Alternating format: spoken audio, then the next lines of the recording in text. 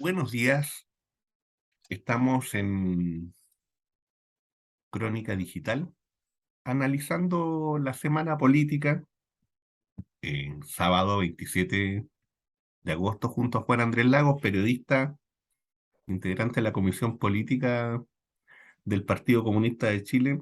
Bueno, Juan Andrés, invitándolo a un ritmo. Dale, nomás, a todo ritmo. Se escucha poco.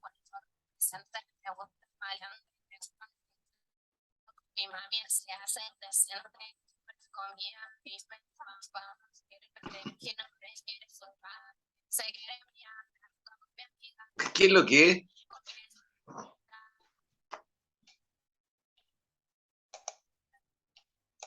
Se escucha poco. ¿Se escucha poco? Sí, no se escucha casi nada. Se escucha poquito. Sí, Ya. mejor, Es una cancioncilla de mejor una... partamos de nuevo porque sabes que no se escuchaba nada. Ya. Entonces va a parecer como que, pero poder, a ver, porque yo, Bueno, estamos reiniciando otra vez porque no siempre se puede hacerlo de la mejor manera. Bueno, hay una canción de una autora que se llama Tomasa del Real, ¿ah? Que es una chilena del norte, reggaetonera, que tiene una canción que se llama Bratiputi, una canción bien, mira, no es que tenga grandes cosas, lo invito a escucharla porque en realidad eh, usarla desde el espacio no siempre se puede eh, por todas las restricciones que tiene YouTube, ¿no? Sin embargo, les puedo dejar ahí después la bajadita donde pueden escucharla. Eh, bueno, la semana ha sido bastante interesante, yo diría dura. Uno puede venir y concebir que se van desarrollando, ¿no es cierto?, los hechos con una rapidez que espanta, como lo hemos dicho otras veces. Quisiera partir con esto. Esta revista es una revista que trabaja temas internacionales, muy conocida dentro del mundo de la gente que le interesan este tipo de cosas. El artículo es de un autor que, por cierto, también plantea una teoría desde el punto de vista geopolítico y que tiene que ver con el hecho, ¿no es cierto?, de que las grandes potencias necesitan, ¿no es cierto?, venir y desarrollarse al máximo, y ese desarrollo al máximo implica en un momento dado choque. Él escribe este artículo que se llama Jugando con Fuego en Ucrania. En ese artículo, ¿qué es lo que plantea? Que Estados Unidos y sus aliados inicialmente respaldaron a Ucrania para evitar una victoria rusa y ayudar a negociar un final favorable a los combates, pero una vez que el ejército ucraniano comenzó a golpear a las fuerzas rusas, especialmente alrededor de Kiev, la administración Biden cambió de rumbo y se comprometió a ayudar a Ucrania a ganar la guerra contra Rusia. La tesis de este hombre es que aparentemente Estados Unidos podría ganar esa guerra. En contraposición, para que veamos este debate que se está dando allá, Scott Ritter, que es un ex oficial de inteligencia del Cuerpo de Marines, refiriéndose a este mismo artículo, viene y dice, en realidad, fíjese que aquí lo que pasa es que aquí ya hubo un ganador, y el ganador es Rusia. Y aquí lo único que va a ocurrir es que va a haber que empezar a recoger los muertos y va a haber que empezar a hacer la labor de limpieza. Así de duro, así de bruto, pero que habla del nivel de tensión que se está dando dentro del propio imperio. El renombrado intelectual estadounidense dice, las premisas subyacentes de este señor, sin embargo, fundamentalmente defectuosas, Rusia posee la iniciativa, la estratégico-militar, política y económicamente, cuando se trata de la guerra en Ucrania y el compromiso de poder más amplio con la OTAN. Además, ni Estados Unidos ni la OTAN están en condiciones de escalar decisivamente o de otra manera para frustrar una victoria rusa. Y Rusia no tiene necesidad de ninguna escalada similar de su parte. En resumen, el conflicto de Ucrania ha terminado y Rusia ha ganado. Todo lo que queda es una larga y sangrienta limpieza.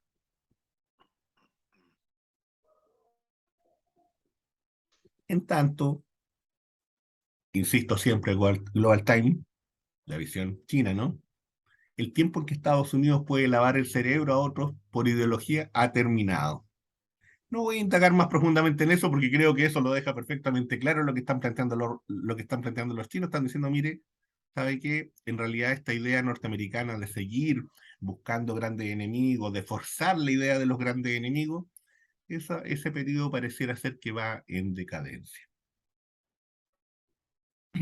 Nuestro amigo Jalife vuelve a plantear el tema, ¿no es cierto?, que el conflicto en Ucrania se acabó y toma este texto de este autor norteamericano, más otros más, le da un englobe bastante profundo, bastante interesante. Los invito a conocer ese texto. Fíjense que este escritor, este escritor italiano, eh, bien interesante, toca este tema. Dice que Ucrania, la presión continúa sobre el Vaticano, pero el Papa permanece fuera del coro. Ese tema es bien interesante, sobre la presión que se está generando en ese espacio. ¿Qué es lo que dice? La guerra actual es un conflicto entre Occidente y Rusia, y de ser evaluada como tal, el esquema de Caperucita Roja de dejarse de lado, dijo Francisco explícitamente en junio, es pretender que la OTAN no se expandió en las décadas posteriores al fin de la URSS, llevando el peso del bloque político-militar a las fronteras de Rusia. No tiene sentido, ¿no es cierto?, ver cómo este hecho, como si este hecho no hubiera existido. En el fondo lo que está diciendo, mire, ¿sabe qué? Aquí lo que tú en un momento dado, Juan Andrés, ¿no es cierto?, pusiste de manera bastante concreta, ladrar a las puertas de Rusia. Este autor lo vuelve a recoger, lo vuelve a instalar y vuelve a decirnos, ¿no es cierto?, con este mismo artículo que aparece, ¿no es cierto?, en The Guardian. Observadores del Vaticano en alerta mientras el Papa se embarca en 4 días ocupados. Esos 4 días ocupados son con los cardenales, esos 4 días ocupados son nombrando nuevos cardenales, y esos 4 días ocupados son también bajo la presión sobre el tema de Ucrania. En ese artículo, en este artículo de The Guardian, se habla de la enfermedad del Papa, se habla de que a lo mejor debiera dar un paso al costado.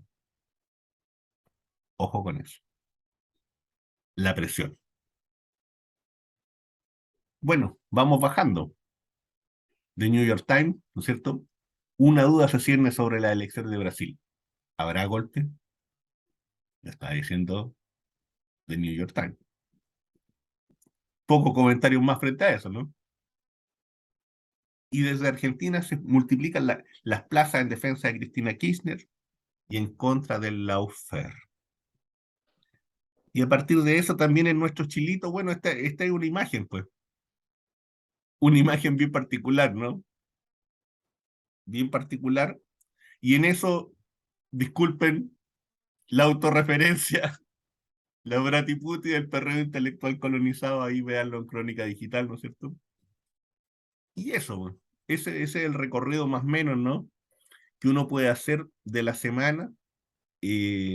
Juan Andrés, te dejo ahí el espacio si es que tú ves que hay algo que puedas integrar a eso, o compartir y comentar, profundizar, ¿no?, en esos mismos temas. Y mira, partiendo por nuestra propia región, yo creo que es muy Mm. importante la declaración conjunta del presidente de México, de Colombia, de Bolivia y de Argentina, condenando la persecución en contra de la vicepresidenta de Argentina, Cristina Fernández de Kirchner. Hay varias y varios otras y otros presidentes de nuestra región que no firmaron esa carta, pero que han expresado su solidaridad y su condena. Eh, yo no tengo duda que líderes como Lula da Silva, que además fueron él y Dilma Rousseff víctimas de operaciones de esa misma tipo. El canciller argentino ha dejado ver en su cuenta de Twitter que Estados Unidos, que en Estados Unidos hay toda una acción en contra de la vicepresidenta argentina y por lo tanto yo creo que, bueno, hay una serie de análisis sobre la embestida, lo hemos comentado aquí otras veces, Ujú, la embestida fuerte del imperialismo norteamericano. Lo denuncia Evo Morales ayer por los intentos que busca el imperialismo norteamericano de controlar el litio en nuestra región y los intentos también de la Unión Europea por controlar en nuestra región. Hay una, o sea, lo que hemos señalado otras veces, o sea, nuestra región y Chile, por cierto, no somos una excepción. Quien quiera desvincularse de lo que está cursando muy rápidamente no está mirando la realidad ni la dinámica que está cursando. Entonces, creo que es súper importante observar estos fenómenos porque hay una ofensiva muy fuerte por parte de Estados Unidos y la Unión Europea en el plano político, económico y militar sobre toda nuestra región para evitar lo que está cursando por la vía de las luchas populares y las elecciones. Ese es un escenario muy significativo, lo recordábamos la otra vez. Zelensky intentó meterse en una reunión de Mercosur y no hubo rechazo, casi unánimemente. Pero se metió aquí a la Pontificia Universidad Católica de Chile, digamos, que es también para tenerlo presente, ¿eh? A propósito de lo que dice el Papa y a sí, propósito del por cierto. comportamiento de la Pontificia. Eh, entonces, bueno, es el país que somos y yo solo diría un punto respecto de todos los otros elementos que son muy Ujú, importantes. Ahí hay un cuadro muy general, solo uno. La OTAN y el imperialismo norteamericano y Zelensky están atacando centros nucleares sí. en Rusia, y están tratando de crear una situación súper grave para la región entera y para Europa y también para el planeta en su conjunto. Están pasando los límites, o sea, hasta ahora había una especie de acuerdo tácito amparado en algunos acuerdos internacionales respecto del no uso o de la involucración en los escenarios de guerra de los conflictos de bases, estacionamientos o armamento nuclear derechamente. Y aquí lo que está pasando es que tanto Estados Unidos como la OTAN y como Zelensky están pasando por arriba de aquello. Eso yo diría que es el punto más peligroso, extremadamente peligroso de los últimos días. Aquí se habla poco de eso en el sistema mediático chileno, no sé por qué, pero es extraordinariamente grave, muy grave. Y las amenazas cotidianas de Zelensky de que aquí van a hacer todo y entre medio el asesinato de la hija de un gran filósofo ruso. Uno puede discrepar de sus ideas, pero es un gran filósofo, Mm, un gran filósofo. Ahí sí el sistema mediático no ha podido ocultar en nuestro mm, país, pero lo tratan de rebajar como si fuera una especie de orejero de Putin. Bueno, como es aquí, pues como la élite aquí tiene esa chabacanería de las orejeras, los orejeros, y ponen portada, y todo un cahuineo bien bajito, bajito. No, en todas partes del mundo no es así, ¿no? No es así. Eh, Aquí la élite y el sistema dominante con su decadencia siempre juega a eso, como también a desacreditar al pueblo, mm. a los movimientos sociales, en fin, Y con a esta los, idea de que el auto explotó. a los Explotó. colectivos. O sea, no, digo, primero, claro, primero, Omar, esta descalificación que hacen del personaje, Sí. como si fuera un personaje así como Pepe Grillo de Putin. Y la verdad es que Mm, él es un gran filósofo, reconocido no solo en Rusia, mm, es un filósofo que además viene y recoge trayectorias de la primera filosofía griega. Si estamos hablando de alguien que tiene espesor. Y claro, él cuestiona la globalización capitalista, si ese es el punto de quiebre. Ahí está. Y la hija a la que mataron, es una persona que estaba en la lista de los sancionados, de las sancionadas por Estados Unidos. Y aquí nadie ha dicho nada de eso. Estaba en la lista de las personas que Estados Unidos sanciona unilateralmente y les pone la rúbrica de terroristas. Entonces después, cuando la CIA opera, cuando los mercenarios operan, queda ahí flotando, ¿no? Porque Estados Unidos asesina sin ningún problema y dice, bueno, matamos a un terrorista, punto. Y aquí el sistema mediático mataron a un terrorista y todos felices y forrados, Mm. ¿no? Bueno, acá no pudieron hacer eso. Ella, una mujer joven que tenía luces propias, tenía tremendos artículos de análisis político. Una periodista, por cierto, una periodista que se asesina de una manera bastante vil. Sí, y te insisto, estaba en la lista de Estados Unidos, la Ujú. lista unilateral de Estados Unidos, en la cual Estados Unidos pone a personas con nombre y apellido para perseguirlos, castigarlos, como Assange, que ahora la expresidenta Bachelet, desde su función en Naciones Unidas, ha cuestionado el intento que se busca llevar a Assange a Estados Unidos porque dice que es un atentado a la libertad de expresión.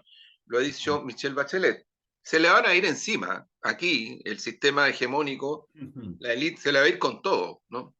¿Por qué? Porque Assange es considerado también como la periodista que mataron en Rusia, es considerado también un tipo de alta peligrosidad para el imperialismo norteamericano, de alta peligrosidad, de traición, en fin, qué sé yo. Y por eso lo quieren llevar a Estados Unidos, pero quieren no solo secar en la cárcel, sino lo que quieren es traerle toda la información que él ha dispuesto. Entonces, digo estas dos cosas porque son datos no menores. O sea, por un lado, ya derechamente, tanto Zelensky como la OTAN, como el imperialismo norteamericano, pasando el límite y yendo hacia objetivos nucleares, bases nucleares en Rusia, bajo el territorio ruso, que además no son bases nucleares que tengan objetivos militares, son bases atómicas donde se usa la energía atómica, ¿no? Y luego el asesinato brutal, terrorista, de esta joven mujer, analista, filósofa también, como su padre, que tenía luces propias y que yo, no sé, pues de repente uno echa de menos un feminismo tan sesgado, ¿no? Que de repente hay que Ujú. solo algunas mujeres pueden ser consideradas como propias y hay otras que no, es curioso. Y hay otras que no y que son brutales. Quiero decir que la investigación que hay hasta este momento respecto del asesinato terrorista de esta joven periodista rusa apunta a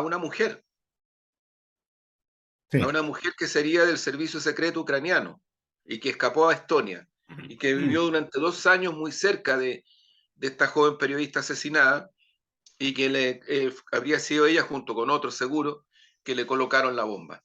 Entonces, bueno, quería agregar esos antecedentes Mm. nomás porque son muy complejos. Y en nuestra región, vuelvo para acá, creo que la solidaridad en relación a Cristina Fernández y lo que está cursando en Argentina con las movilizaciones populares y callejeras, muestran que hay una parte muy importante del pueblo argentino que Mm. sabe defender causas y también a sus lideresas con ese énfasis que es muy propio de ellos y de ellas.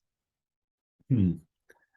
Mira, Juan Andrés, yo creo que en eso que tú estás planteando, yo añadiría lo siguiente, añadiría que pareciera ser que se está ingresando a otro momento del conflicto internacional, donde el terrorismo, donde ciertas acciones de sabotaje están en el centro.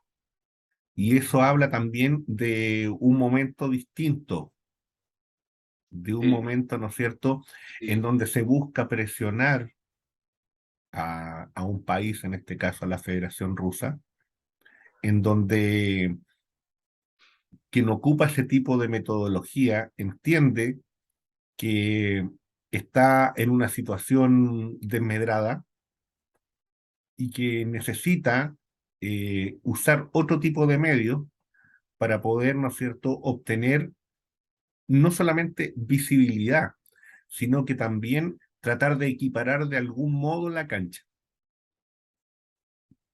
Pareciera ser que estamos en ese escenario.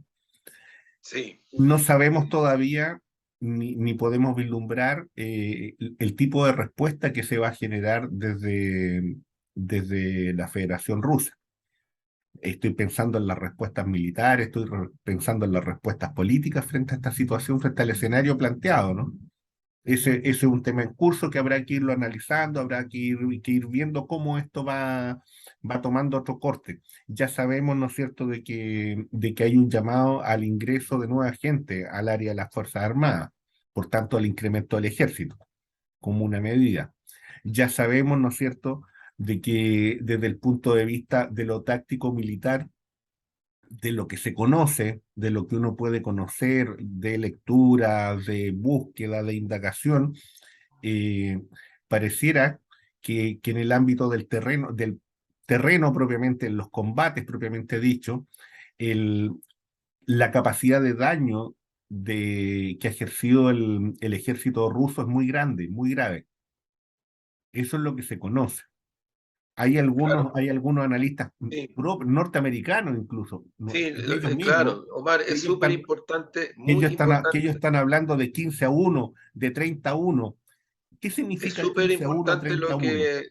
lo que tú dices, Omar, porque aquí en Chile yo he visto en algunos canales personas con uniforme del ejército que dicen lo contrario, que Claro. dicen que Rusia está perdiendo la guerra y después reconocen que militarmente la está ganando. Entonces uno dice, chuta, es complejo, yo entiendo la opinología, o sea, no la comparto, pero entiendo que la opinología mediática en Chile en todos los planos casi es como es. Entonces, claro, pero chuta, es complejo cuando hay un cierto grado de distorsión.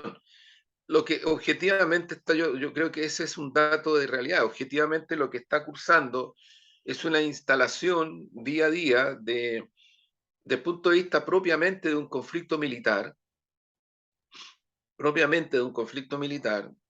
es lo que se dice, que es real, que es la instalación de un eje territorial ruso eh, sobre zonas ucranianas en donde se había gestado toda una situación de provocación hacia la frontera rusa. Entonces, cuando Putin dice en su último discurso, Rusia va a seguir Mm. defendiendo esencialmente los intereses nacionales y territoriales, lo que está diciendo es que va a consolidar eso. Frente a eso, yo diría que no Ucrania, sino que Zelensky, los gobernantes europeos, obviamente Estados Unidos, lo único que han anunciado es apoyar más militarmente a Zelensky y se les olvidó el diálogo, se les Claro. olvidó el espacio de la paz, el derecho internacional, se les olvidó, como que no existe. Y efectivamente yo no desvinculo, porque es parte del escenario, Ujú. no desvinculo los ataques a bases, asentamientos nucleares rusos en territorio ruso, ni desvinculo el asesinato terrorista a esta joven analista filósofa rusa a acciones como las que tú describes, que son parte sustantiva de lo que son las operaciones psicológicas de terrorismo y de terror que ha hecho siempre la CIA y los aparatos de inteligencia norteamericanos, el mercenarismo que tienen distribuido en todo el mundo, y la OTAN también. ¿No? La OTAN también lo ha hecho en Siria, lo sigue haciendo en Siria, lo ha hecho en el Cuerno de África. Bueno, Bélgica ha sido brutal en África, brutal, brutal. O sea, hay hasta generales belgas que frente a la criminalidad hace de unas décadas atrás de Bélgica simplemente dijeron, no, yo soy un militar, hasta aquí llego. O sea, no, yo fui formado para la guerra, no para las masacres de seres humanos. Y se retiraron. Hay un general belga que fue parte de los cascos azules de Naciones Unidas que recorrió, nunca vino a nuestra región, curioso, ¿eh? Patio trasero, patio Mm. vergonzoso patio trasero, que algunos dicen que somos la libertad. Pero ese general recorrió mucho, incluso Estados Unidos, describiendo las situaciones a partir de las cuales le tocó vivir esto en donde él decía, se dejaba hacer, y el dejar hacer significaba masacres entre seres humanos. Bueno, yo digo esto nomás para que aterricemos, pongamos humanamente y sensiblemente los pies sobre la tierra.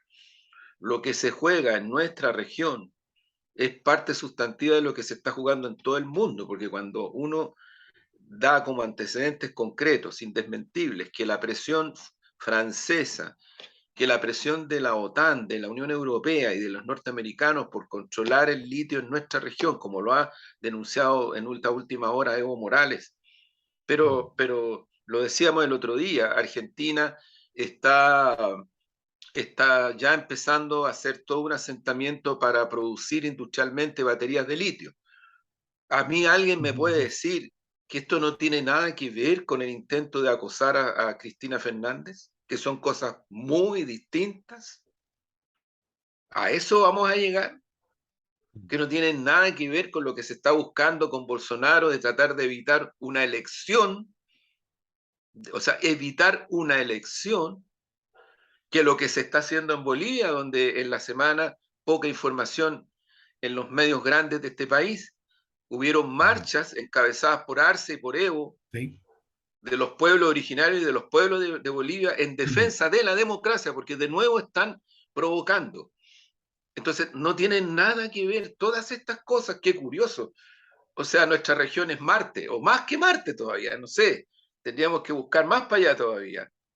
Es una ironía lo que estoy diciendo, pero un poco una ironía hacia esas gentes que cuando hablan, porque yo entiendo que la gente ultra, pro, yankee, en fin, pero hay gente que bajo el alero de la libertad o no sé qué cosa, dicen no, si la guerra de Rusia-Ucrania es una guerra intercapitalista, poco menos que nosotros ahí no tenemos por qué abanderizarnos. Entonces, es curioso, más que curioso. O sea, yo creo que la dinámica que está cursando en el mundo tiene mucho que ver con lo que el comandante Fidel Castro decía, y me tocó recordarlo en otro día en un acto de homenaje a la obra y el legado del comandante, donde yo recordaba cómo Fidel fue una de las primeras voces en nuestra región y en su propio país que levantó la voz para decir lo importante que sería para el mundo el cambio de correlación de fuerzas a partir de los cuales emergían los BRICS, o sea, Rusia, India, China, Sudáfrica, Brasil, que en el contexto del multilateralismo enfrentaban al imperialismo norteamericano en su fase de crisis mundial. Y el comandante decía, y yo lo relato en ese video, Obra y Legado de Fidel Castro, lo relato, digo, y se adelantó, como muchas veces lo hizo el comandante, se adelantó a un escenario que hoy día estamos viviendo intensamente. Fíjate que esta joven asesinada por el terrorismo enemigo de las ideas, precisamente esta mujer y su padre, un gran filósofo, una de sus grandes banderas es el desarrollo del multilateralismo como superación de los cavernarios imperialismos occidentales. Y esto es una contraparte muy profunda al fin de la historia, es muy profunda a la idea de que el cambio civilizacional, estamos hablando finales del siglo pasado y comienzos de este, el imperialismo norteamericano y sus corifeas y corifeos intentaron instalar como que aquí el fin de la historia significaba la democracia planetaria, el término de las utopías, el fin de las contradicciones fundamentales instaladas desde una visión marxista, el fin de los estados nacionales y por lo tanto pasamos a ser un solo hegemón, que aquí el intento fue en nuestra región y fue detenido por la lucha de los pueblos y por la elección de presidentes como Hugo Chávez, como Evo, como Correa, como Ortega, bueno, que decir Cuba en esa batalla, en Argentina Kirchner, en fin, o sea, estamos hablando de una etapa muy profunda de nuestra región, muy profunda. Bueno, en Honduras, ahora y antes en ese tiempo, estamos hablando de procesos que detuvieron intentos reales y concretos del imperialismo norteamericano por pasar por sobre las fronteras nacionales en nuestra región y transformarnos ya no solo en un patio trasero del punto de vista de lo que significan los estados nacionales en relación de dependencia a un imperio, ¿no? Sino que simplemente factores residuales de una relación tipo Puerto Rico, o sea, estados Mm, secundarios, ¿no? Estados secundarios. Y creo que el ciclo tiene las características que tiene, por eso es que es súper importante esta declaración conjunta, ahí está, léanla, de López Obrador, presidente de México, Petro, presidente de Colombia, Fernández, presidente de Argentina, Arce, presidente de Bolivia, acusando persecución en contra de la vicepresidenta de Argentina. ¿Por qué? ¿Cuál es la señal? No vamos a ser neutrales si vuelven a intentar voltear un gobierno como lo hicieron en Brasil, ujú. como lo hicieron en Ecuador, como lo intentaron una y otra vez en Bolivia. Y ahí yo saludo lo que hizo en ese momento el gobierno de Chile, más allá de las diferencias que uno pueda tener. En ese momento estaba Michelle Bachelet, su primer gobierno. Ujú. Cuando se convoca de emergencia a la UNASUR y llegan a Chile los presidentes de Brasil, Lula da Silva, de Venezuela, Chávez, Rafael Correa de Ecuador, llega Kirchner de Argentina, llegó incluso el de Colombia, creo que era Uribe, Sí. que en eso no tuvo alternativa y no se perdió. ¿Y por qué se convocó a UNASUR? Se convocó porque en Bolivia en ese momento había un intento desde el imperialismo norteamericano por generar una división territorial en Bolivia, Santa Cruz. Santa Cruz, y voltearse al gobierno nacional. Que ese es un objetivo estratégico que tienen las oligarquías cruceñas de hace mucho tiempo. Y los brasileños, los oligarcas brasileños también, destruir el Estado Nacional Boliviano y repartírselo. Y ahí hay gente que aquí mira así, como si estuvieran con las garritas así, ¿eh? A lo mejor nos Mm, puede tocar un pedacito de territorio a nosotros. Entonces, bueno, la posición del gobierno de Michelle Bachelet y de Chile fue convocar con urgencia y mm, generar una solidaridad y una condena total, y que no se iba a aceptar intervenciones de ese tipo en Bolivia. Y inéditamente, por primera vez, y yo creo que por primera vez hasta hoy, el presidente Evo Morales habla por cadena nacional en Chile, mm. por cadena nacional en Chile. Entonces, bueno, digo, estas son las cosas que están marcando el momento que vive el planeta, con todos sus legajos de crisis medioambiental y otras cosas Mm. más que son fuertes y duras. Sí, mira, fíjate que en todo eso que hemos ido comentando y para ir bajando ya, ¿no es Sí, cierto?, a Chile, a mí eso que planteaste la semana pasada sobre el tema de esta presentación de Zelensky en la Universidad Católica, que después, bueno, la busqué, la revisé, vi el acto, escuché el discurso de Zelensky, las preguntas y bueno, todo el entorno que se daba ahí, ¿no? En un video oficial, por cierto. Eh, y a partir de eso, bueno, uno saca una serie de conclusiones frente al tema de un sector de la intelectualidad, ¿no? Aquí no podemos hablar ni generalizar ni nada, sino que hay un sector que considera que Zelensky es un actor importante, relevante y que tiene algo que decir. Y luego que tiene algo que decir, ¿no es cierto? Además, en un espacio de relaciones internacionales, en un espacio académico.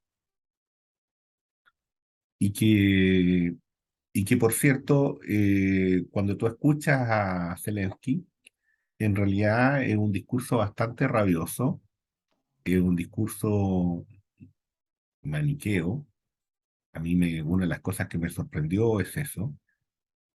Y lo digo en el artículo de esto de Bratiputi, de que es sorprendente de que la Universidad Católica, de que el catolicismo en sus bases fundamentales, que una de las cosas que hace es luchar contra el maniqueísmo. Por cierto, San Agustín le dedicó bastante tiempo a eso. Y en el centro de la Universidad Católica se permite una discursividad de esas características, bastante, bastante pasada de moda, pero muy utilizada, esta idea, ¿no es cierto?, de dividir el mundo entre los buenos y los malos, entre el bien y el mal, y por tanto de que los que están en el área del mal, ¿no es cierto?, hay que exterminarlos, hay que castigarlos.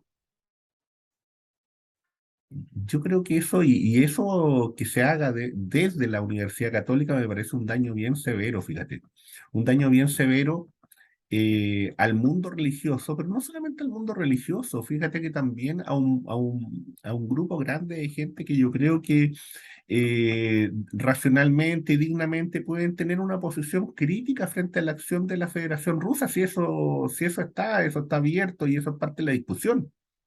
Es que una cosa es eso y otra cosa es el principio de la exclusión, es el principio de la persecución. Son dos cosas bien distintas. Eh, y lo otro que me sorprende es que el grado de colonización que se da en estos grupos intelectuales, fíjate, el grado de colonialidad tan grande.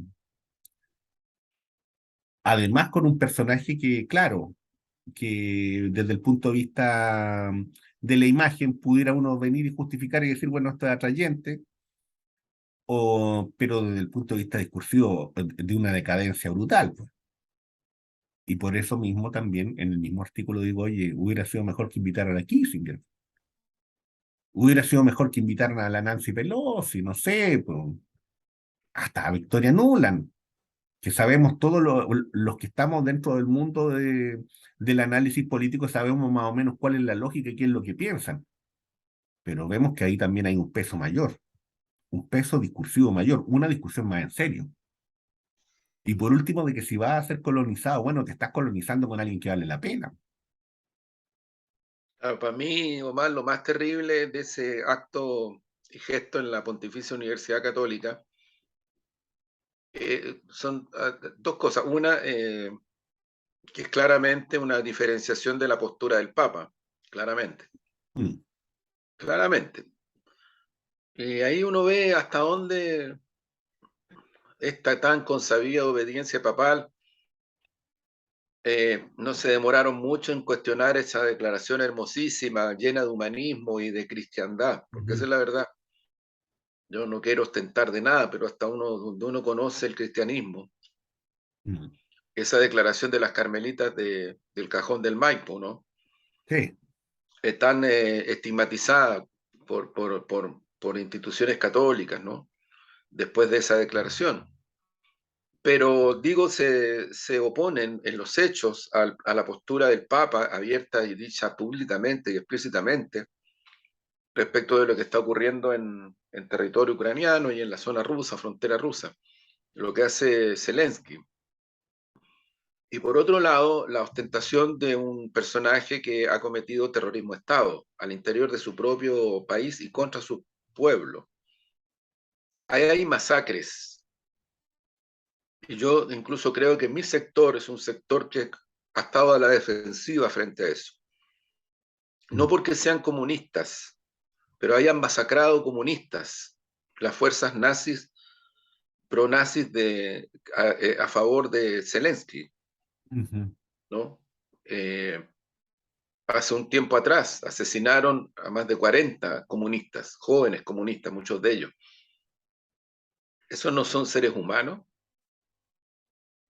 Entonces digo, me impresiona el nivel de falta de humanidad de la Pontificia Universidad Católica al haber hecho un acto tan unilateral en relación a una guerra que nadie la quiere, obviamente, pero que tiene las características que tiene y las causas que tiene. Y este personaje al cual le abrieron las puertas y la telematía, en la medida en que pasan las horas y los días, sigue avanzando a transformarse en un gran odioso terrorista. Esa es la verdad. Sigue avanzando en eso. la imagen, la postura de Zelensky hoy día en el planeta no es la de el tipo que defiende su territorio, su patria.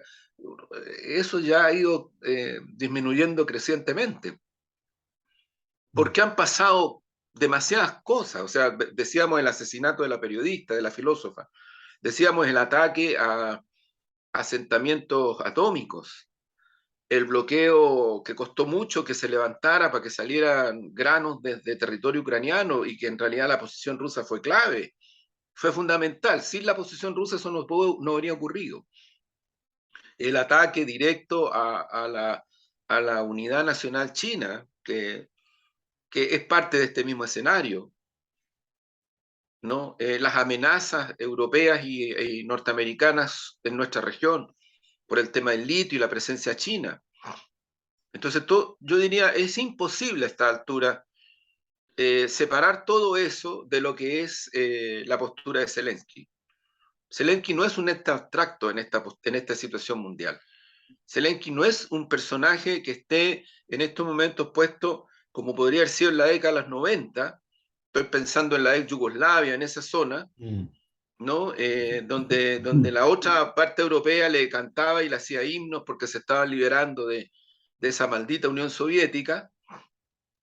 No es ese el mundo de hoy, no tiene nada que ver con ese mundo. Hoy día lo que hay es una situación totalmente distinta, porque efectivamente Rusia no tiene nada que ver con la Unión Soviética. Nada que ver, nada, nada. Entonces no hay un argumento, ese argumento hollywoodense de tratar de crear enemigos, que es lo que dice el medio chino que tú señalabas, o sea, de tratar que no existen, porque no existen. China no es un país que invada a otros países. El otro día lo destacábamos, a diferencia del imperialismo norteamericano y de los europeos que atacan territorios con crímenes de lesa humanidad, Siria, Afganistán, Libia, Cuerno de África. Mm. China no ha hecho eso en Taiwán. Y lo que ha ido haciendo es generar una lógica que la señora Pelosi, que es una mentirosa esa mujer, porque la verdad es que es una mentirosa, cuando ella dice de que Taiwán se ha ido recreando por sus propias fuerzas y ha logrado ser lo que es económicamente, eso es falso. Taiwán es lo que es por la relación con China. Así de simple. Ni siquiera con Japón. Claro. Entonces, la política exterior china no es una política de invasiones, de terrorismo Estado, de atentados, de crímenes. En nuestra región, China se instaló como el socio comercial principal de toda la región, sobre los términos de referencia del capitalismo, no sobre los términos de referencia del socialismo ni nada que se le parezca. Por lo tanto, yo diría, ese mundo, que no es imaginario, que creo que es más o menos el mundo real, es el que el imperialismo norteamericano vuelve a tratar de liquidar, aniquilar sobre la base Mm. de acciones como la que está ocurriendo en Ucrania. Mm. Oye, Juan Andrés, y en eso, para hacer la bajada más directa todavía, así con un... ¿Cómo se ve la detención de Yaitul? ¿Cómo la ves tú? Eh, pensando en el personaje, pensando en cómo se fueron dando los hechos en este último tiempo, pensando en la posición política que fue adoptando la CAM, eh, al alero, ¿no es cierto?, del nuevo contexto, bajo un gobierno, ¿no es cierto?, distinto al de Sebastián Piñera, en este caso de Gabriel Boric, y pensando en los sectores políticos que están involucrados en ese gobierno, y de cómo la CAM en el fondo redefinió su discursividad, ¿no?, en relación con eso.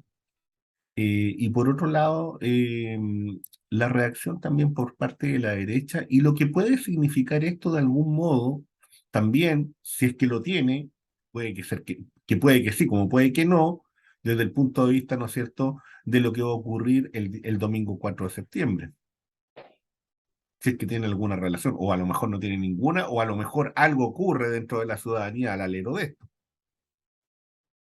Mi impresión, Omar, es que dado la situación, las tendencias, lo que está ocurriendo en la última semana, el universo de indecisas e indecisos que de acuerdo a estudios cualitativos crece, Ujú, mi impresión es que esto no tiene mucha incidencia en ese cuadro, no mm, tiene mucha incidencia ni para el rechazo ni para el apruebo, no tiene mucha incidencia. Yo creo que esto es parte de situaciones que, bueno, están en una coyuntura donde yo creo, lo decía el otro día en Radio Nuevo Mundo, en una entrevista también en el Desconcierto, ujú, es necesario mirar en el contexto, porque si no se cae en lo que es muy peligroso en mi punto de vista, que es un coyunturalismo eh, que da para muchas cosas, pero que no alcanza a dimensionar la profundidad de las circunstancias coyunturales precisamente, porque la construcción, el análisis, el intento de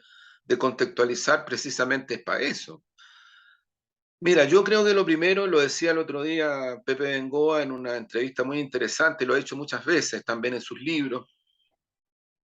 Él fue parte del grupo de paz que se constituyó en Chile. Yo también fui parte de ese grupo para la paz en Colombia. ujú, Bueno, ahí estuvo Ángela Geria, la madre de Michelle Bachelet, Gabriel Gaspar, estuvo Carmen Gers, en fin. Era un grupo de trabajo que se metió en el tema de la paz, ayudar, porque los países garantes más principales eran Cuba y Noruega, ¿no? Y después los países coayudantes, Venezuela, Chile, creo que otros más, pero no me recuerdo. ¿Por qué comento esto? Por el tema de la contextualización. Lo primero que yo creo que es fundamental para poder mirar esta situación es que aquí hay una historia concreta y real de intentos de exterminio y de masacre, primero desde el colonialismo monárquico español, luego desde el Estado chileno, hacia el pueblo ancestral mapuche. Eso es un dato de la realidad absoluta. mm, E incluso más, yo te diría que solo en el primer periodo, Bernardo Higgins, Ramón Freire, hay cartas, hay cuestiones concretas. mm. Se buscó una suerte de reconocimiento de otro tipo en el contexto de una búsqueda pacífica hacia la relación con el pueblo ancestral mapuche. Esa es la historia. Mm, Pero las masacres y los intentos de exterminio, así como fueron los intentos de exterminio en la zona austral, y donde sí mm. hubo exterminio, porque ahí no quedó nadie, en la zona austral, son reales. Esa es la historia de Chile, como también es la historia de Estados Unidos, donde masacraron, exterminaron y terminaron los pequeños grupos de los pueblos originarios en reserva, en fin, o sea, eso fue una masacre Sí, al descampado, ¿no? No ha sido así en todas partes del mundo. En otras partes del mundo ha habido una cierta búsqueda de coexistencia. Aquí no. Aquí lo que ha habido es intentos permanentes de exterminio y de reduccionismo con masacres mediante. Esa es la situación real. Yo creo que hay un punto, un hito, que es súper importante tenerlo presente. Parte con el gobierno demócrata cristiano de Frei Montalva, porque en ese gobierno se inicia una reforma agraria que también empuja la Iglesia Católica y que también la izquierda chilena, en ese momento ya uno de sus grandes líderes era Salvador Allende, pero ya empezaba a vislumbrarse Gladys Marín, por una joven, menos mm, 20 años, menos de 20 años, a sí, propósito de juventud, a propósito de a juventud, propósito. menos de 20 años. Y otras mujeres más, Mireya Baltra, en fin, líderes obreros, muchos líderes obreras y obreros, líderes campesinos, la Ranquil, en fin, la Unidad Obrero Campesina, en fin, muchos asentamientos, en fin, hay una emergencia del mundo popular campesino y del mundo popular y del pueblo ancestral mapuche. La reforma agraria del gobierno demócrata cristiano genera esa lógica. Entonces, ¿por qué menciono esto? Porque particularmente en la zona donde están las comunidades que de alguna u otra manera se identifican con la CAM y la CAM se identifica con esas comunidades, lo que hubo fue el traspaso del Estado a tierras, de tierras. Y esas tierras, como pasó en Chigüío, como pasó en muchos otros lugares, con golpe de, perdón, un punto de referencia, todo ese proceso de reforma agraria se profundiza mucho más bajo el gobierno de Salvador Allende. Mucho más. No se detiene, al contrario, se profundiza mucho más. Agarra una dinámica todavía mayor. De ahí siguen surgiendo las cooperativas, los asentamientos campesinos, en fin, hay una ebullición muy fuerte. Alguien ha dicho, y con toda razón, sin esos procesos de reforma agraria, gobierno demócrata cristiano de Frei Montalva, gobierno de izquierda de Salvador Allende, no había posibilidades de reindustrialización del agro en Chile. No había, porque la oligarquía tenía votado los territorios de este país, votados, los tenía totalmente votados, aniquilados. Y ahí se producen las bases materiales, políticas también, de un proceso muy interesante. Bueno, pero eso se detiene con un golpe terrorista de Estado, pues. Un golpe terrorista de Estado que produce la contraparte, le empieza a quitar las tierras a las comunidades y a los campesinos, los mata como Paine, como Chigüío, los mata y les quita las tierras. Y todas esas tierras, estoy hablando, fueron en distintos lugares, pero particularmente en el caso de Malleco, Arauco-Malleco, lo que se conoce como la zona Arauco-Malleco, se las entregan a las que son hoy día las forestales. Entonces, ojo, que aquí la usurpación con terrorismo de Estado mediante no es de hoy, viene de muchos, muchos, muchos años y se profundiza y adquiere una forma brutal luego del golpe. Bengoa recuerda que Elwin, tal vez con ese efecto recordatorio de lo que fue el gobierno de Frei Montalva, intentó algunas acciones, fracasaron todas, porque en su propio sector, la Concertación, le dieron el portazo, pero Bengoa recuerda que intentaron algún diálogo con las forestales, y las forestales los mandaron a la cresta. Y él recuerda una reunión, dice, con jóvenes abogados, donde les trataron de llevar este punto. Y le dijeron, aquí no hay nada que conversar, si los títulos son legales, chao, se acabó la historia. Entonces, primer punto de referencia, ¿quién usurpa a quién? ¿Quién ha matado a quién? ¿Quién se defiende de esa usurpación y esa violencia de terrorismo de Estado y luego de situaciones de masacre? Es que esa es la realidad. Los dos informes de Naciones Unidas en la década del 90 cuestionan al Estado chileno, no a un gobierno, al Estado chileno, por judicializar y criminalizar una causa de un pueblo ancestral que, amparándose en el derecho internacional y el derecho de los pueblos, está siendo masacrado y se defiende. No cuestionan las formas de lucha. No las cuestionan. Entonces, tanto que hoy día, peligrosísimo lo que hace la derecha y otros sectores. Con el terrorismo no se dialoga. O sea, le faltó puntos suspensivos, hay que aniquilarlos, como lo han hecho históricamente en Chile. Como lo han hecho históricamente en Chile. Y no solamente con el mapuche, el pueblo mapuche, con otros pueblos también y con la clase obrera y Santa María de Iquique Sí, y Puerto Montt, es la construcción de un discurso, sí, sin y las duda. masacres que han habido de estudiantes, de mujeres, y Ramona Parra. O Sí. sea, esto no ha sido un mar de leche, esta república, que algunos hoy día seamos republicanos, Bueno, y las masacres que hubieron desde el 90 en adelante, la cantidad de mapuches asesinados y de obreras y obreros, y el estallido social, las ciegas y ciegos, los que fueron asesinados. O sea, perdón, ¿de qué estamos hablando? ¿De qué historia real estamos hablando? Entonces yo ubico este contexto más porque me parece súper importante, porque creo que este es para mí el punto de referencia del análisis que hay que hacer. Porque de otra manera, entonces uno lo que puede puede meterse en una coyuntura que está bien, la coyuntura, analizar los temas coyunturales, ver las cosas inmediatas, pero este es el contexto. Ahora, en ese contexto,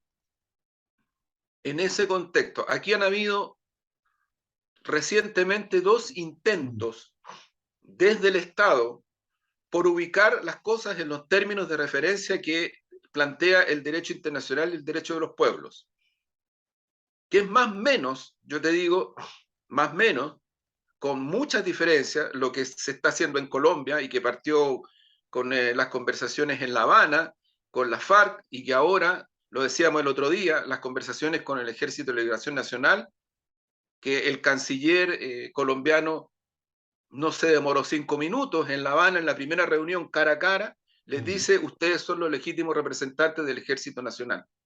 Los mismos que antes de la tregua habían hecho atentados en Colombia con resultados de muerte. Claro. Y no les dice, ustedes son unos terroristas y entreguen la arma, no dice eso.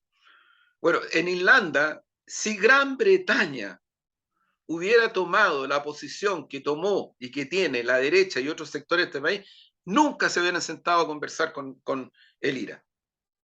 Nunca. Nunca. Y lo hicieron. Y se sentaron a conversar. Y a lo menos hoy día en Irlanda y en Gran Bretaña respecto de esa situación hay un clima de cierta paz, de cierta paz. No digo paz completa, porque en eso Bengoa tiene toda la razón.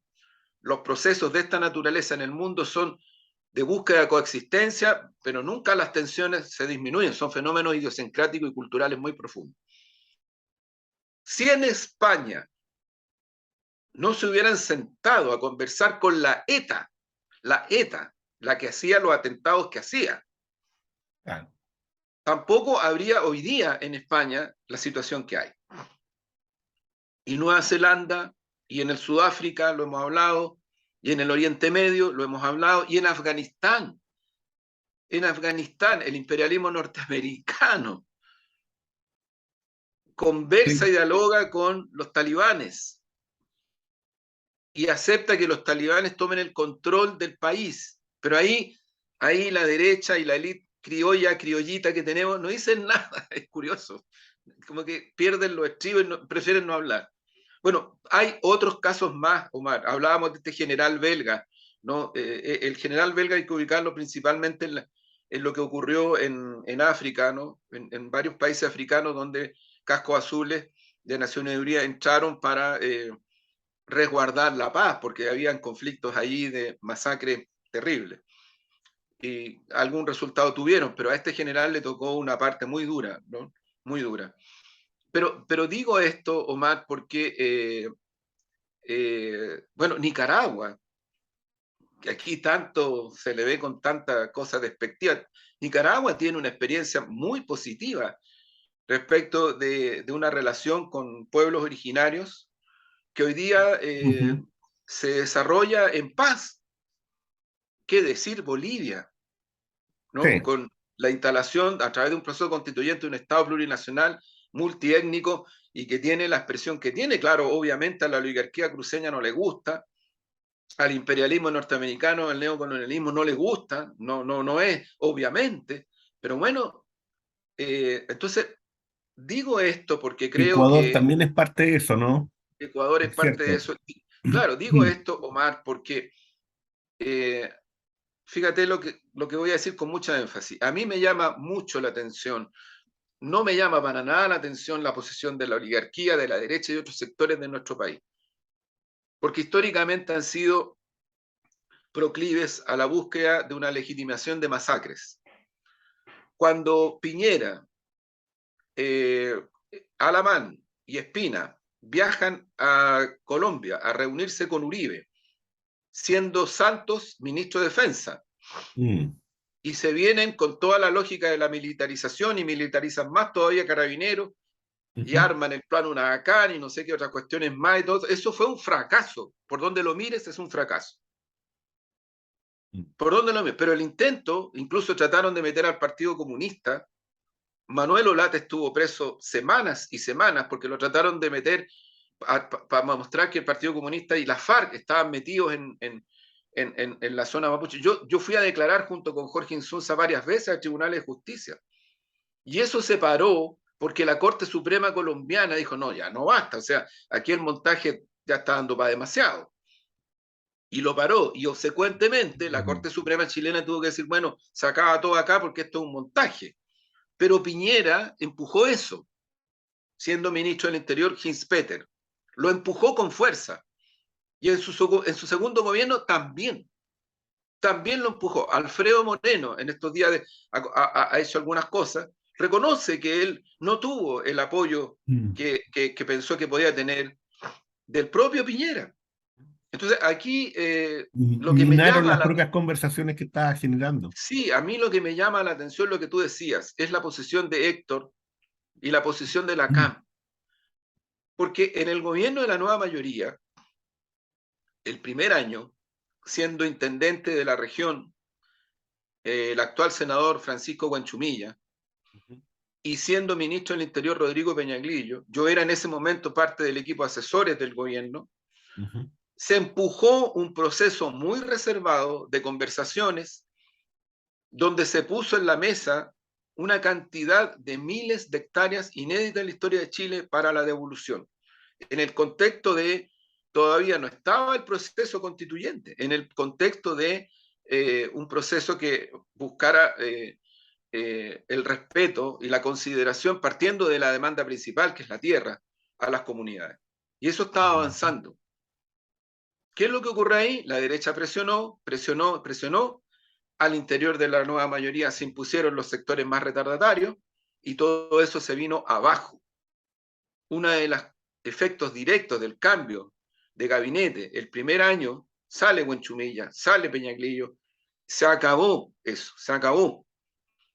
Y viene una serie de situaciones, ley de seguridad interior del Estado, Burgos, ministro del Interior, en fin, y pasó lo que pasó. Y ahí quedó. Aún así, en el gobierno de la nueva mayoría se hace un proceso, acuérdate, de cabildo, en donde se involucran a comunidades y hay un gran esfuerzo allí, se involucran a comunidades y tiene un efecto significativo. Primera vez que muchas comunidades delegaron confianza en un Estado que los había oprimido, humillado, mancillado, y participaron en ese proceso constituyente. Participaron en los cabildos. Eso quedó estampado. Lamentablemente, termina el gobierno de nueva mayoría, viene la derecha y la derecha dice, se acabó, esto no. Aquí no hay más idea de que no empiecen a hablar de nueva constitución y se acabó. Y se acabó. Y viene el estallido, ese hermoso, intenso estallido que yo con pena lo digo, algunos de mi sector hablan del octubrismo. Me da pena, de verdad, sinceramente me da pena. Porque si no es por el octubrismo, no estaríamos donde estamos. No estaríamos donde estamos. Porque hasta en mi sector el tema de la nueva constitución quedó como en segundo plano. Y viene el estallido y viene el paro obrero que convoca a la CUT, que convoca a la Mesa de Unidad Social, en fin, el No Más FP, el mundo feminista, las tesis, en fin. El mundo mapuche, es decir, hay un brote popular inmenso y empieza el proceso constituyente. Y fíjate que en la elección más democrática que ha habido en Chile, son electas y electos delegadas y delegados del mundo de los pueblos ancestrales, incluido el pueblo mapuche. Y creo que han trabajado tan bien que el proyecto que vamos a ganar y que se va a aprobar en pocos días más contiene prácticamente las principales y fundamentales demandas de las comunidades. Linconao, Yanquilev, Loncón, en fin, hay muchas mujeres mapuche y muchos. No me acuerdo los nombres de todos, pero de todas y de todos, pero hay muchos. En fin, y ahí está ese proyecto, ¿no? Viene el gobierno de Apruebo Dignidad, después se suma la coalición Socialismo Democrático, presidente Gabriel Boric, y con errores, ¿de acuerdo? Con errores, ya, súper, nada que decir, pero vuelve de nuevo el proceso y se instala de nuevo el tema de la devolución y un plan que va en la dirección de ayudar en temas tan fuertes como lo que es la fragmentación, la pobreza y todos esos puntos de referencia que son muy reales en la octava y la novena región especialmente, hacia las comunidades mapuches. Pero también, pero también hay flagelos que todos sabemos que existen, que vienen de hace mucho tiempo y que los otros gobiernos todos miraron para el techo. Todos, no solamente los de derecha. Robo de madera. El otro día un señor muy prominente en la octava región decía, miren, si quieren ubicar dónde está el lavado de dinero que sale del robo de madera, vayan a Sanhattan, o sea, Santiago, al sistema financiero. ¿Por qué? Porque son decenas y decenas y decenas de millones de dólares, Omar. Entonces tú comprenderás que ya ni siquiera tuvieras 100 maletas, te caen los dólares. No te caen, Omar. Si el lavado de dinero, hasta por sentido común, tiene que ver con eso. Y él lo dice, y lo dice públicamente. Hay investigaciones en curso, está quedando en evidencia que el tráfico de madera es una cuestión tremenda, tremenda. Recién está empezando a operar el Ministerio de Hacienda, el Servicio de Impuestos Internos. A las policías y al propio ejército se le va a encoller estas cosas. Hay mucho grupo armado con armas gruesas. No es un dato menor, robo de madera. ¿Afecta o no afecta el proceso y a las comunidades mapuches? Claro que la afecta, po. Sin duda que la afecta. El narcotráfico en la novena y en la octava también lo afecta. Y no son lo mismo que la resistencia mapuche. No son lo mismo. Aquí la derecha está tratando de hacer esto, de mezclarlo, para golpear como ha mezclado. Pero la derecha tiene que hacerse cargo que desde los 90 en adelante, siendo parte sustantiva del pacto transicional y después siendo gobierno en 2 ocasiones, miró para el techo, pues, porque son grandes negocios. Porque son grandes negocios. Entonces, en ese contexto, a mí me llama, y lamento mucho la posición de Héctor Yaintul, de la CAM, de poner este esfuerzo que se está haciendo en función de devolución de tierra, de diálogo, del plan Buen Vivir y todo esto con defectos, perfecto. No, yo no digo que no tenga defectos, al contrario, más que reconocerlos los hay, son evidentes.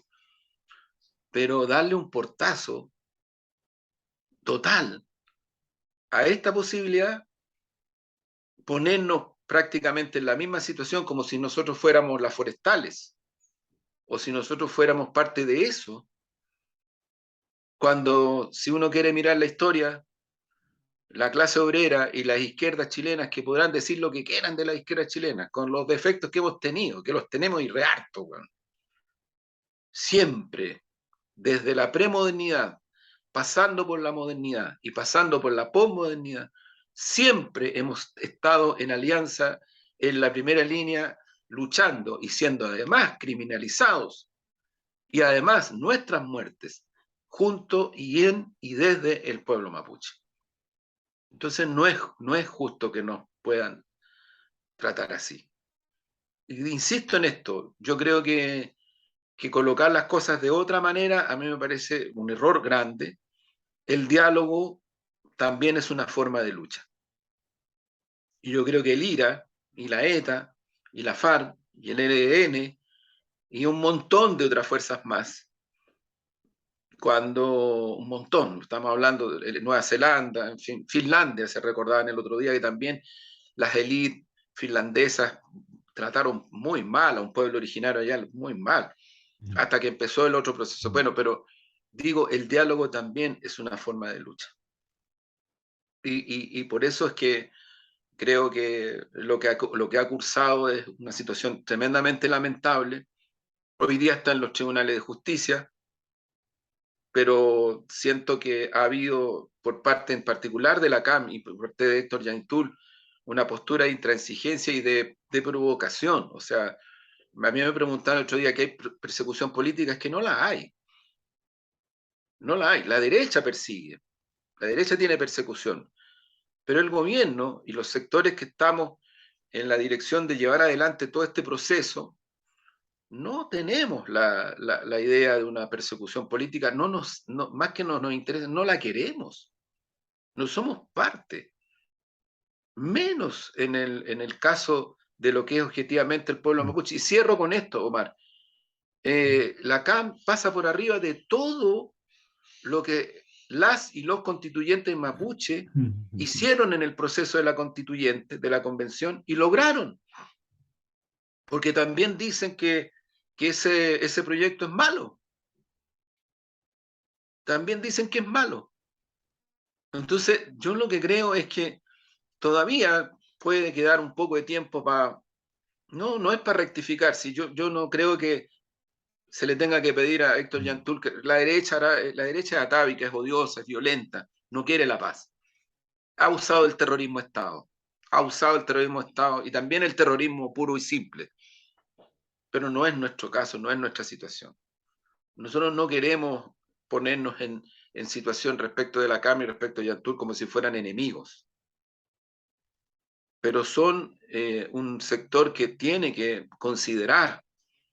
Cuando cuando Pepe Bengoa le manda esa carta y le dice una tregua, la respuesta es una respuesta muy dura, pero descontextualizada, porque estamos Mm, hablando de una persona que ha hecho mucho, mucho, desde su posición, desde su intelectualismo, desde sus libros, desde su compromiso con estos procesos, por abrirle paso a la demanda y a la causa ancestral mapuche, no por cerrarla, no por oplacarla. Entonces creo que ahí hay un punto de ujú. referencia que espero yo pueda cambiar. Yo ubico lo que ha ocurrido en la semana en ese contexto. Lamento enormemente lo que ha pasado respecto de la ministra Janet Vega. Janet Vega es una médica de las más destacadas que tenemos en nuestro país. Ella es parte y fue parte del equipo de OMS, de Naciones Unidas, Organización Mundial de la Salud, que le ha hecho seguimiento a las pandemias. Yo no sé si te lo he comentado más, pero en conversaciones con ella, una de las personas que a mí me alarmó, me dejó alarmado Mm, positivamente, porque la angustia existencial no es algo que dañe. Cuando es parte del humanismo, pues, o sea, cuando es parte de la sensibilidad que nos preocupa el otro, nos preocupa, como decía el Che, nos preocupa la humanidad, en fin, ella muy alarmada respecto de las pandemias, del origen de las pandemias y la consecuencia y la secuencia de las pandemias hacia el futuro. Y mira lo que está pasando. Esto hablábamos el primer año de la pandemia. mm. Y ella es una gran experta, una persona que además tuvo cargos funcionales en gobierno anterior en el sistema de salud, pero para mí lo más relevante de ella es este perfil de médica de la salud pública y de investigadora de los temas de pandemia Y, potentísima. y de mujer Ella que fue está ligada a una consultora, visión humanista, que yo creo que eso sí, también es sí, muy importante fue decirlo. consultora del equipo de la Católica, y por eso la entrevistaban en grandes canales, el primer año de la pandemia especialmente. Pero bueno, lo lamento porque yo creo que ella estaba tratando de hacer lo que había que hacer en la búsqueda de este escenario que hemos tratado de describir. Entonces, claro, se produjo la situación, la derecha atávica, brutal, se fue al cuello, ahora quieren acusarla constitucionalmente.